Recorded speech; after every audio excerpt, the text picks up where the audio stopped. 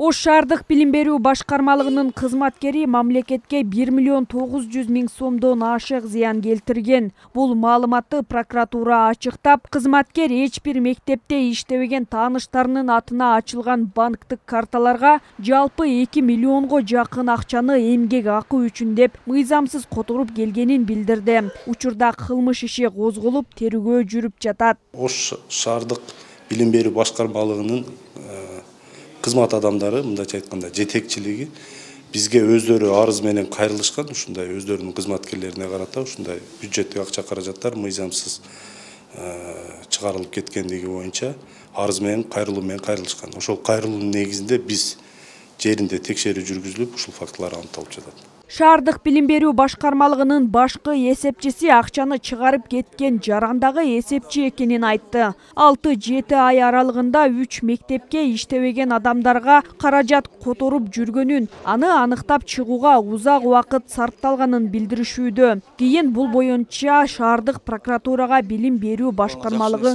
өздөрү кабарлаган. Мени айтышым мүмкүн, мен бул нерсени күткөнмүн да. Главный бухгалтер мүмкүн жасаганды, тиги жетекчиси жасай албайт депчи. Биз ар айдын 25-inde бизге табелдер келет. Өзүңүздөр билесиздер, 6 миңге жакын адамдын айлыгын эсептеп 5 күндө бүтүш кыйын, бирине уже айлыкты беришибиз керек да. Ошол убакта өзү кол койгон эле 2 саат убакыт кетет ведомствогачы. Анан бардык адамды ал жерде мындай приказы немелерин такташ өтө невозможно, физически невозможно.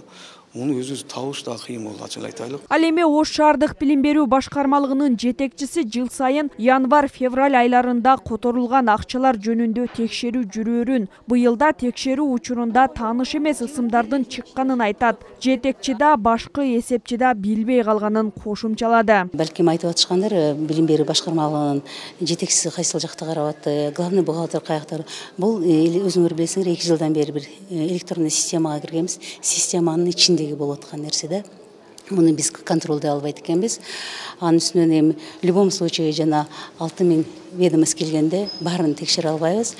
Бухгалтерларга өздөрүнү бөлүнүп берген. Алардын өздөрүнүн мектеби бар. Алар өздөрү текшерип, өздөрү анан кийин главный бухгалтер өздөрү текшерип, өздөрү кол коюшат. Ал эми билим берүү тармагын караган вице-мэр Нурбек Кадыров аталган иш боюнча прокуратуранын текшерүүсүнөн кийин гана чара көрө аларын айтууда. Мага жеткен маалымат боюнча жанагы кызматкер өзүнө караштуу адамдарды 3 мектепке ошол эмеге гана киргизген. 1С бухгалтерия программасына гана киргизген. То есть фактически ал адамга кол коюлуп, жанагы буйрук чыгып, ишке алынсын, ишке киришсин деген маселе коюлган эмес. Бул маселе прокуратурага берилди. Анан эми өзүңөр билесиңер да, прокуратура тергөө иштерин жүргүзгөндө алардын жыйынтыгын бизде күтүшүбүз керек. Bundan kийинки биздин иш-аракеттерибиз прокуратуранын жыйынтыгына байланыштуу болот. Сөз болуп жаткан эсепчинин өзү менен байланышууга мүмкүн болгон жок. Прокуратурадан анын кызматтан четтетилүүсү текшерүү учурунда билинери кошумчаланды. Зыягүл Болот кызы, Азам Бузриков, Бейтарап, Ош шаары.